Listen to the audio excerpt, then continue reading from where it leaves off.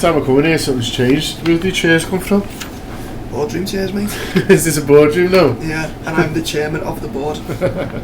Yeah, so yeah, who knows what you'll see tomorrow. It's not quite as posh as where we recorded the Anfield wrap on Monday, obviously, but posher chairs now and handles.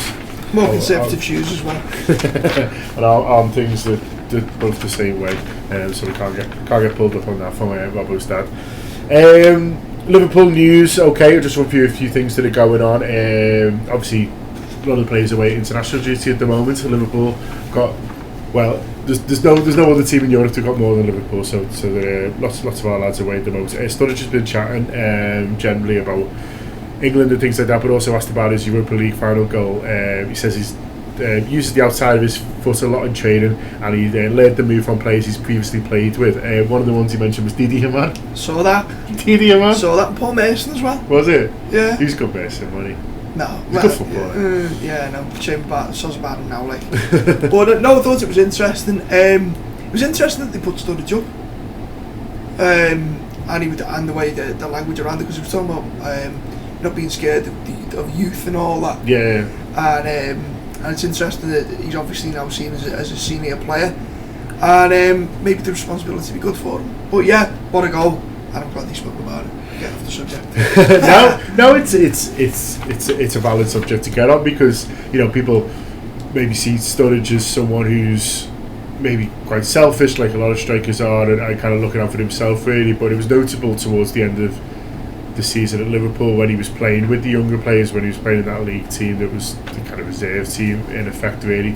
He was very good with the likes of Ojo and talking them through the games. A lot of the young attacking players in particular at Liverpool call him the big brother, don't they? And but they love him, don't they? Yeah, they do love him in terms of those younger players. Sterling was the same, and I think Adam's got that relationship with Jordan Ibe as well. And so if you're looking for someone like Marcus Rashford who's coming through, you might see it as Sturridge as someone who's out there to kind of compete with him really. But it wouldn't surprise me if Sturridge is giving him advice and is like trying to be kind of there for him and helping him about, because the evidence is there. He's done it already, because and just like he learned from Didi Hamann, it seems, how to finish.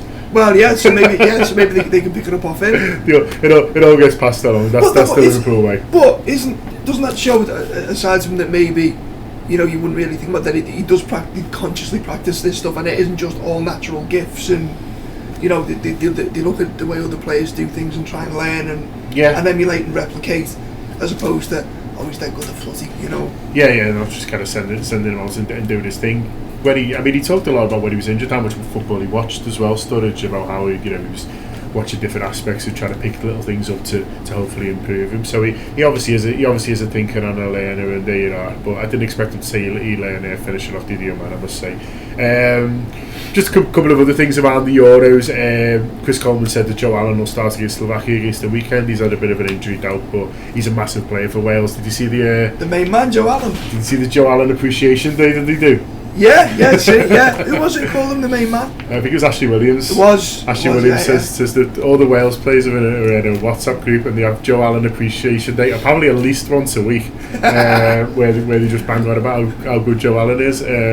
Maybe we should do it, Joe Allen Appreciation Day. I like him. We should, yeah. So content. Yeah. There's content. Yeah. So one day in the next week, we'll do a Joe Allen Appreciation Day. We'll just do fake ones as well.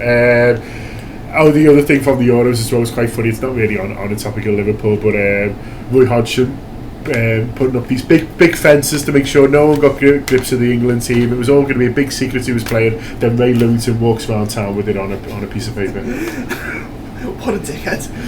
Yeah. But I'm not being funny though. How's Hodgson going to play? Hand in the bucket if you don't know what he's going to do. Well, you never know. I mean, Gary Neville's running the show behind the scenes. First 10 minutes they'll try Gary's plan, and then they'll bottle it, they'll flop a little bit, deeper and deeper. Yeah, and then before you know it, by 17 minutes in, we're back in the 6-yard box. Yeah. Loads of lines. So there you are. That's all the stuff on the Euros. In terms of other stuff that's been going on, I was getting a bit excited because Gerrard's been on Formby Beach. He's been running around in sunny Sefton. The sun's been out for him. It's quite interesting. He's back. Apparently LA Galaxy have given him a week or so off. They did play last Thursday. Gerrard didn't play. Then again, a little knock or what. But I've just noticed they have got a bit of a gap between fixtures, so it's not that bad that they give him a bit of time off to come home. I don't know what he's doing, whether he's having a chat with you. Well, he can't be chatting. He's on holiday, isn't he? He's in America, so Take across the Atlantic. so whether he'll be having a chat with Liverpool at any point, but he just seems to be. I don't know. Maybe he's just checking on his house. He's building that big mansion, isn't he? So maybe he's just seeing how it's going. It's nice to see him smiling. Yeah, he's He happier. seems really happy. I think he's happier. Yeah, he looks more relaxed as well. If you can take that from a photograph. No, I agree with you. I think he generally seems a bit more relaxed anyway. So, but Stevie, make sure you're back in America for where they're there, because we've got that barbecue you promised. So, yeah. So make sure you're in. Cribs in it. And you got plenty of Are you charcoal. still doing cribs? I don't know. We're not taking that camera though. It's bloody massive. Other thing, transfer stuff. The latest one is Ruben Neves, who's been linked before. I think Porto midfielder. Sounds like a posh sandwich. Very, yeah, it does. Yeah, I'll have a Ruben Neves, please. How much?